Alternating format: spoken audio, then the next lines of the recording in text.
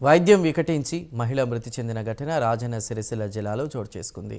కాసింబి అనే మహిళ జ్వరంతో బాధపడుతూ తిమ్మాపూర్ ఆర్ఎంపీ దేవేందర్ వద్దకు వెళ్లగా రక్త పరీక్షలు చేసి సెలైన్ ఎక్కించారు. కాసేపటికే మహిళ అపస్మారక స్థితిలోకి వెళ్లడంతో ఆమెను వెంటనే ఓ ప్రైవేట్ ఆసుపత్రికి తరలించి దేవేందర్ పరారయ్యాడు. మృతదేహాన్ని పోస్టుమార్టం కొరకు సిరిసిల్ల ఏరియా ఆసుపత్రికి తరలించారు.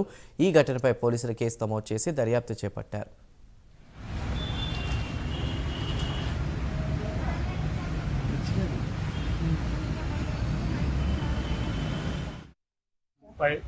ముప్పై 28 సంవత్సరాలు వయసు వాళ్ళ ఇద్దరు పిల్లలు, ఒక కొడుకు ఒక బిడ్డ.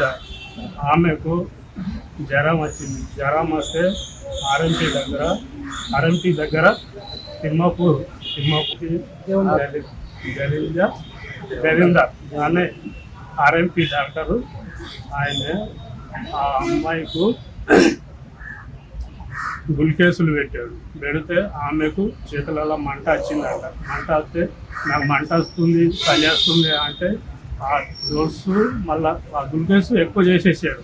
చేసుడు వల్ల ఆమెకు ఎఫెక్ట్ అయ్యి ఆమె స్లో కూలిపోతే అక్కడికి వెళ్ళి అతనే ఆయన కారులో మళ్ళా తీసుకొచ్చి అశ్విని హాస్పిటల్లో జాయిన్ చేసిన తర్వాత ఆ సారు ఈ అమ్మాయి బతకదని అడిగితే అందుకనే సార్ తోటి మాట్లాడి